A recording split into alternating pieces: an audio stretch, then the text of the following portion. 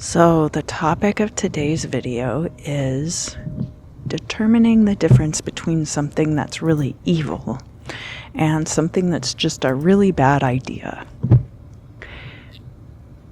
You might have noticed that I have some green in my hair now. I dyed my hair green in the Planet Fitness parking lot. Now, I have a lot of experience dyeing my hair, so I was able to do it without making a huge mess or causing issues for myself or anyone else. I didn't make a mess. I wasn't bothering anyone. But it felt really, really illegal. And every time I heard a police siren, I was like, oh, they're for sure coming for me.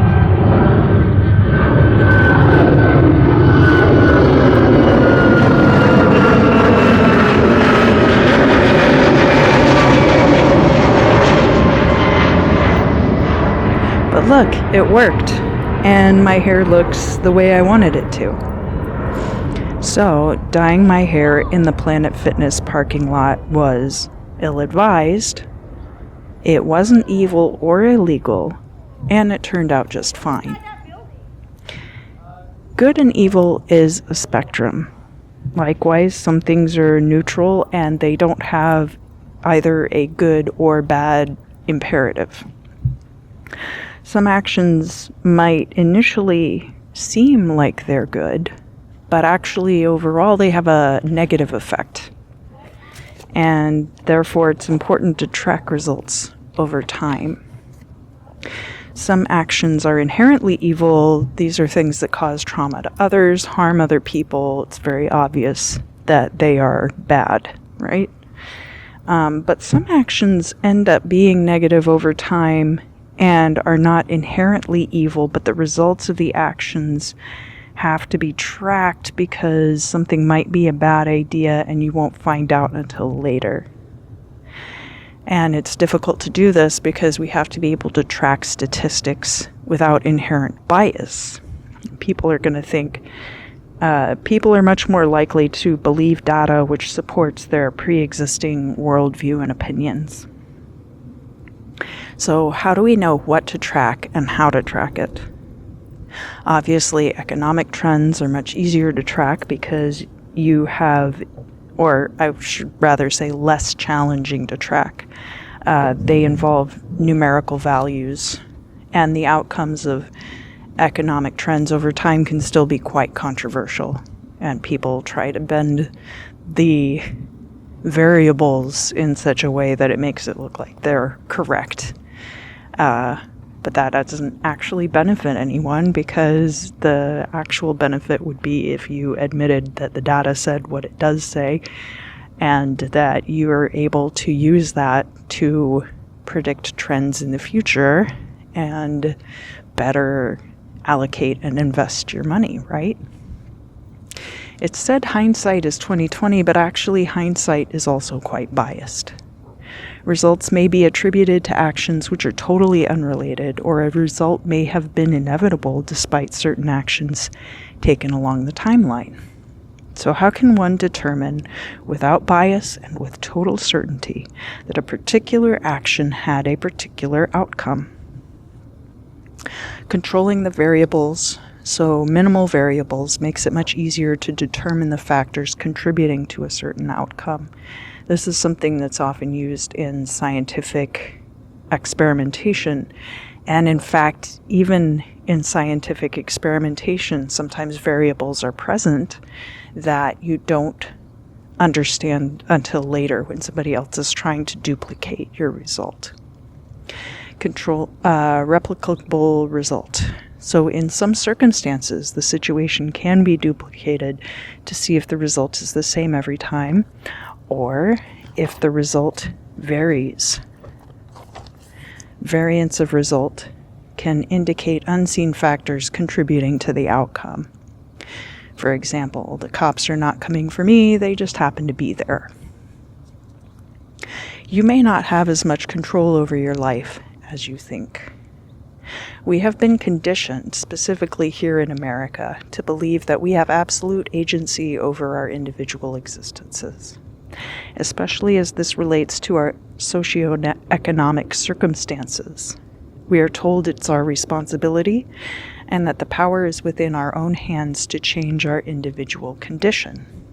Thus, the moral imperative is that being poor is a choice and that it is a bad, possibly even evil choice, or a series of bad choices, when it may be outside the realm of control of the person affected by it.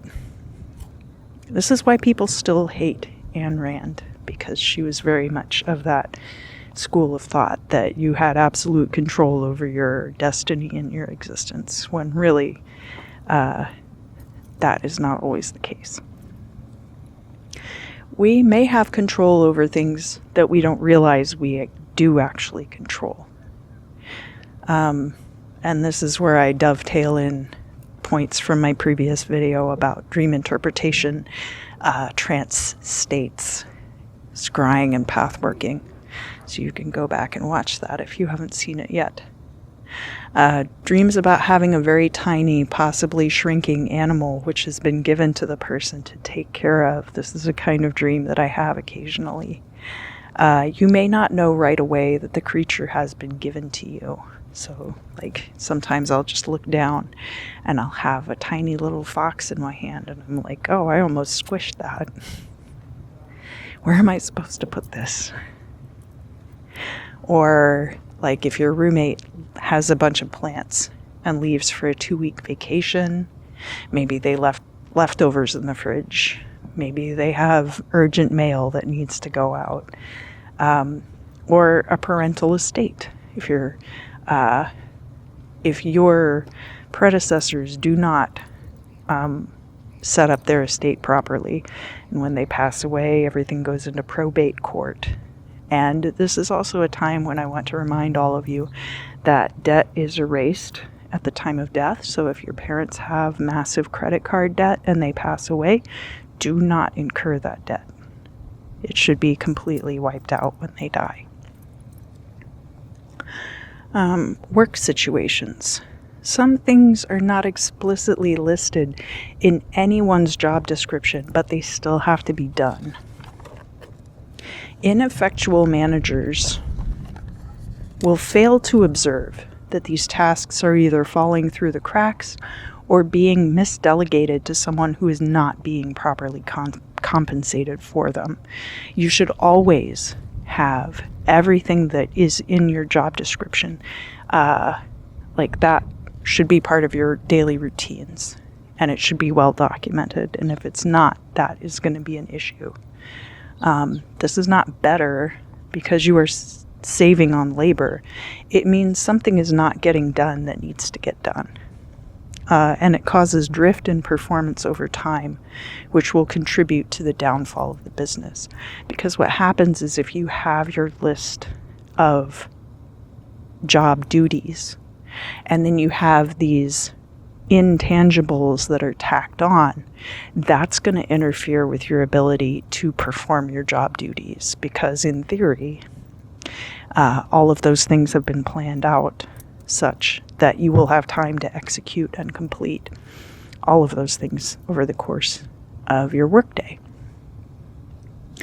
Now, this can border on true evil where the livelihoods of the employees are adversely affected and the issue, upper management is refusing to address the issue. And this goes into some of the previous videos that I've done about how corporations are straying pretty far from God's light and why that's the case. So, as always, I would love to hear your thoughts down in the comments below. And until next time, remember that little sister loves you very much.